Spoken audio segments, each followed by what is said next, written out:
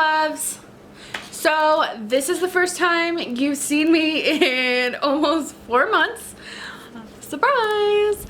I am really glad to be back in filming and just really overall excited and just thankful to still be here.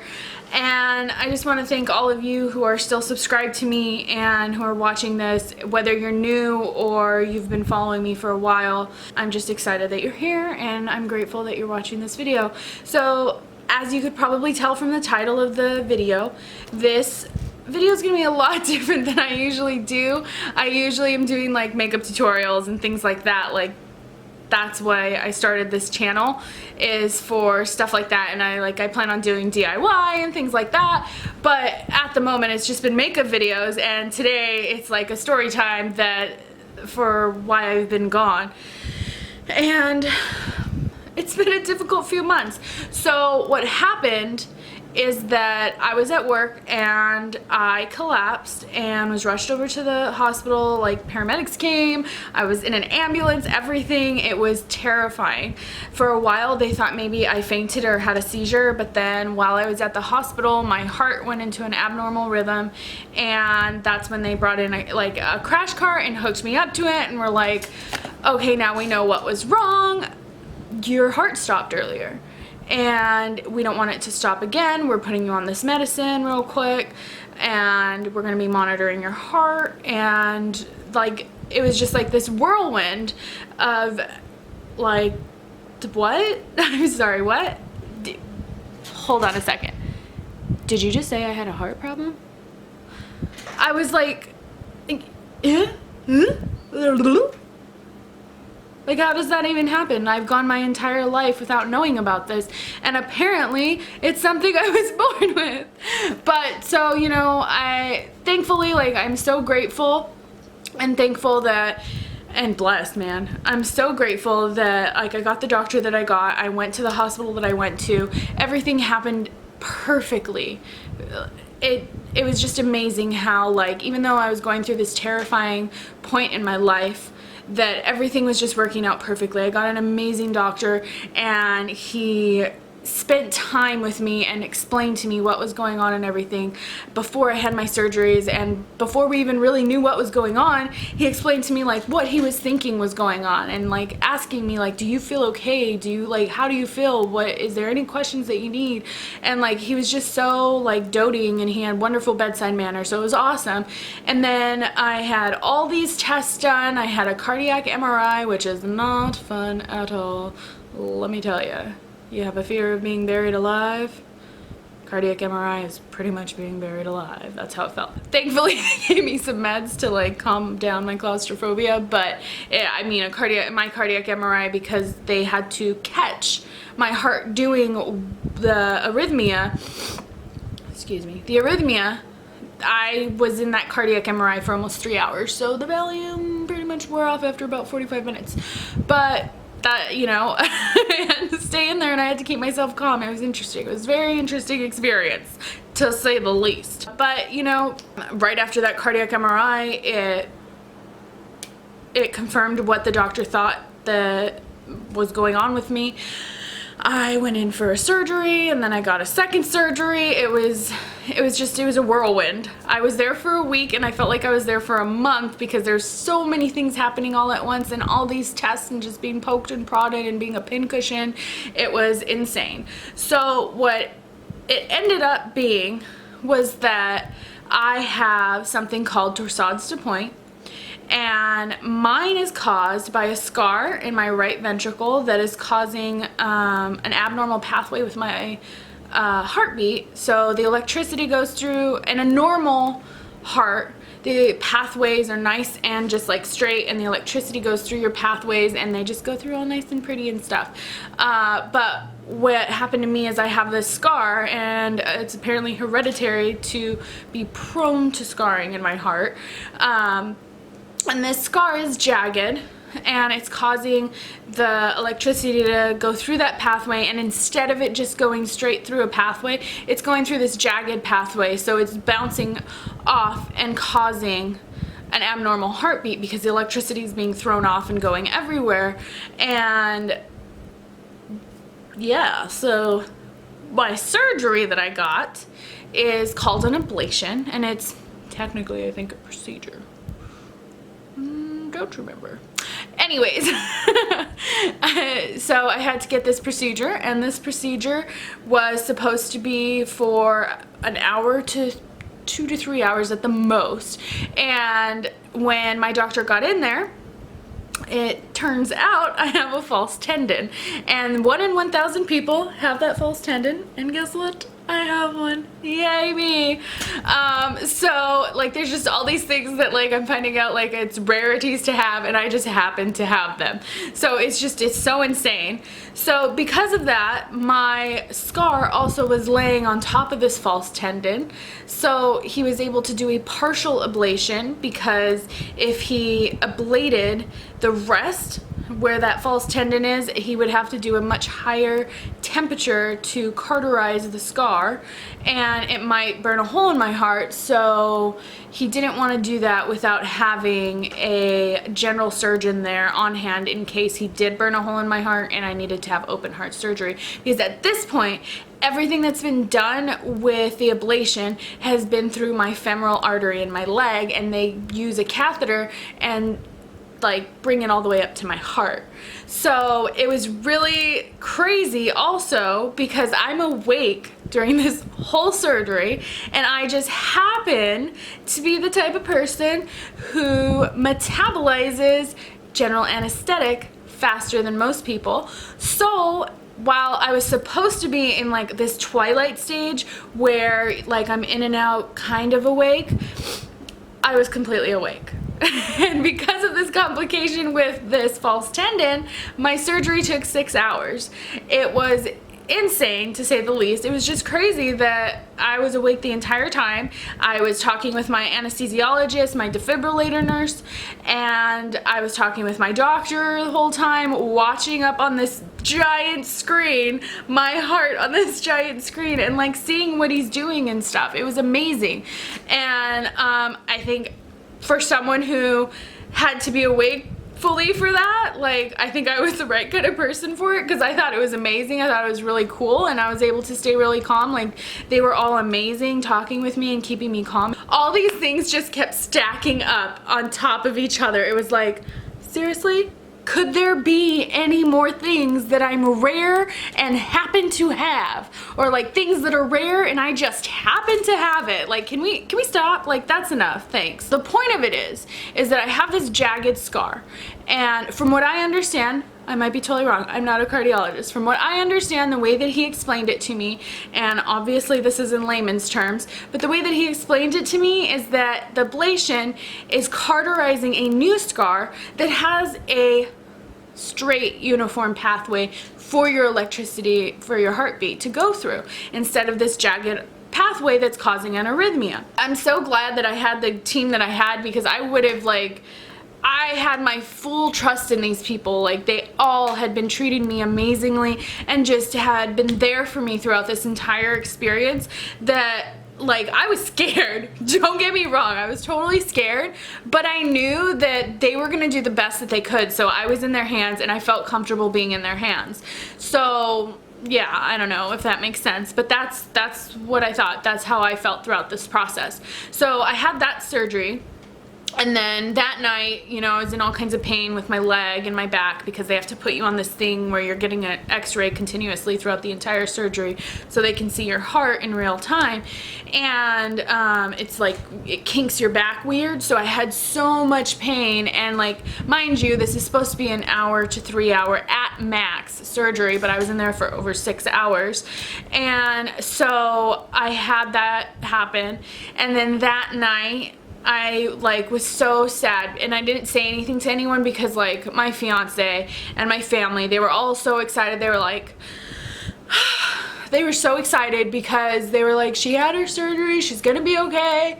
And it was just so insane, because like seeing your mom like be terrified because you have this heart condition all of a sudden, and you like collapsed at work and got rushed to the hospital at work and stuff, like that's sad, that's scary. And like my family was just like so relieved for one night after like 5 days or 4 or 5 days of being like freaking out and stuff. And like it was weird because throughout the process I just kind of like, I feel like my emotions like turned off and I got shut down kind of, and like I was just like, you know, trying to go with the flow as much as possible. But like I had that ability to do that. My family didn't. My family, like, they were going to work every day and then coming to visit me on, like, while they weren't at work, they still had to take care of the animals, take care of the kids. They had to do everything. So it was like, it was really insane to like, I just have the most amazing family also, because like I just had all these family members in and out of my hospital room and like visiting me and making sure I had everything I needed. It was really amazing, and being my advocates when needed, because anyone who's ever stayed in the hospital knows that sometimes you need an advocate. So, excuse me, got a little emotional there. I'm just really grateful to my family and everything. But where was I at? So after this surgery, about 2 hours after, once like the pain meds had kicked in and everything and I was no longer in a lot of pain and focusing on that, I could feel my heart doing abnormal heartbeats, and I was like, oh, crap, the surgery didn't work. I didn't say anything though, because I wanted, like, I was like, okay, well, you know, my family doesn't know that. I know for sure that this surgery didn't work, but my family doesn't, and the doctor's not going to be in until tomorrow morning, so I'm just not going to say anything tonight. And my fiance was like sleeping in the room and everything. I didn't tell him, and I was just like, you know what, like, I'll just give them one night, you know? And it's so crazy to think about. But so then it was hilarious too, because on the flip side, my fiance was just like, he was so amazing throughout this whole process. Like, he knew more of what was going on with me than I did at the time of it happening, and he was the one asking all the questions and stuff and making sure that like everything was like copacetic and like we had all the details and everything. And he made sure that he knew what was going on. He made sure to tell my mom and explain everything to my mom and my sister and my dad and like literally everyone in my family. Like, they were telling me that he was writing diagrams of my heart and stuff for people to understand, and just like explaining it to everyone. So he had a pretty good understanding of what the monitor looked like if it was happening, and if my arrhythmias were happening, and what it looked like with the heartbeat and everything. So, and I'm on a heart rhythm monitor the entire time I'm there. And so he was at the same time, after I got back from surgery, looking at the monitor going, oh, the surgery didn't work, but I'm not going to say anything to her until tomorrow. I'm not going to say anything, let her sleep for one night, good, or whatever. And it's just so crazy, as we were both like thinking the same thing. And so yeah, it was pretty insane. So the doctor comes back in the next morning and he's like, how have you been feeling? I heard you had a rough night, and like we talked and stuff. And then he told me, you know, the surgery doesn't look like it was a success at this moment, but sometimes that it takes time for them to mature. Like, the scars have to fully heal, or the ablation has to fully heal in order for the arrhythmia to go away. And since he could only do a partial ablation at this time, that it might take till they fully heal and mature, as he calls it. So that was good news, but because of that, there was still a risk of me going into cardiac arrest again. So what we ended up doing is I got a defibrillator implanted, and it's actually implanted to my side right here, and there's a lead that goes across my chest just under like my breast, and then it goes down my chest. And it makes like this triangle, and if my heart stops again, it will defibrillate and start my heart again automatically. And it's like implanted into my skin, and I had a surgery for that, and that's the second surgery that I had. And that was interesting because I had like 30 staples but that was much better because I could also be asleep.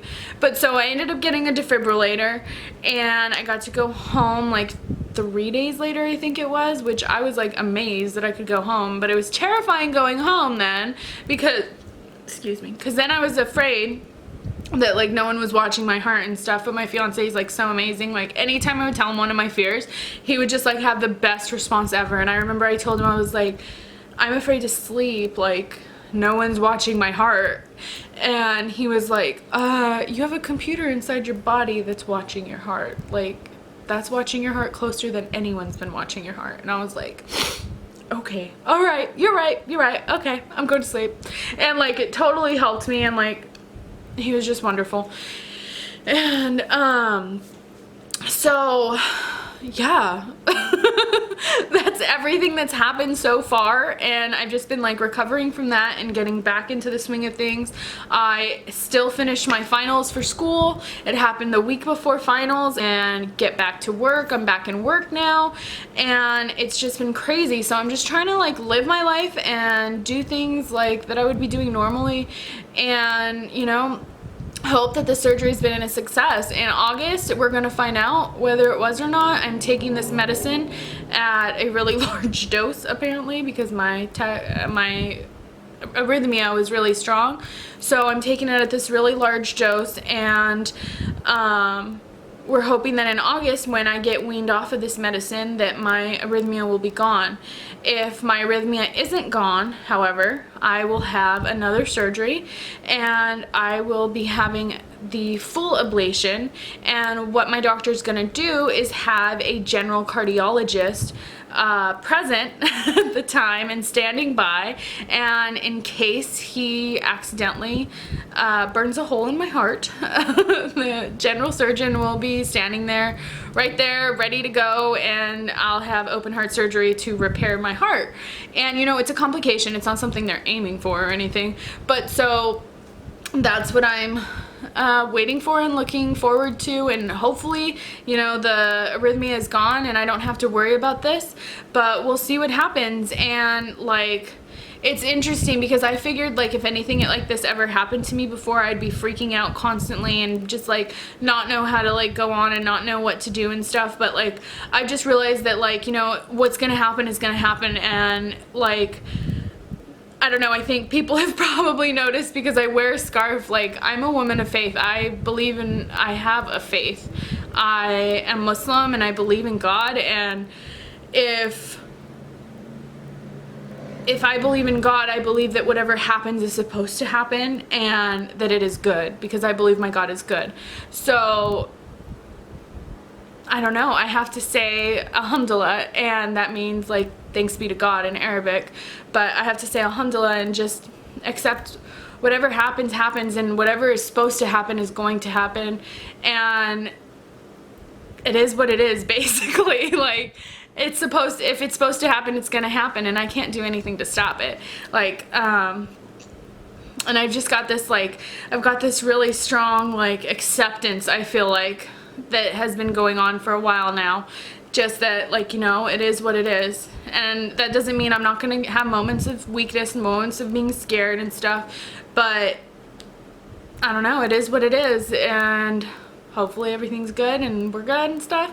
But yeah, so if anyone has any other questions about what happened to me or anything, let me know. And if you have gone through something like this, let me know. But it's really rare. Like, my doctor told me that I am in the second percentile, so 2% of people, that was a 1, 2% of people survive this the way that I did. So yeah, and I guess it's even more rare for young people to have this, but yeah. So I mean, yeah, if you have any questions, if you are wondering like any more details or anything, you know, let me know. Yeah, just comment below and I'll answer it. I'm glad to be alive. I'm glad to be back. I'm glad to be feeling well, and I feel like in a lot of ways I have a new lease on life, so I'm really grateful for that. Yeah, so I hope you enjoyed my story, and I hope you got something out of it, and I hope you guys have a wonderful day, and just remember to be grateful for your life, and that it can all be gone in a second, because this really reminded me of that life is fleeting, and I am not invincible, and nobody is invincible. So yeah. You guys have a wonderful day, and I love you all, and thank you so much for watching. Give my video a like if you enjoyed watching my story, and subscribe to my channel. hit the little red button below and you can see the new videos that I come out with, and I'm really excited to be back. So thank you all for watching and have a wonderful day. Bye, loves.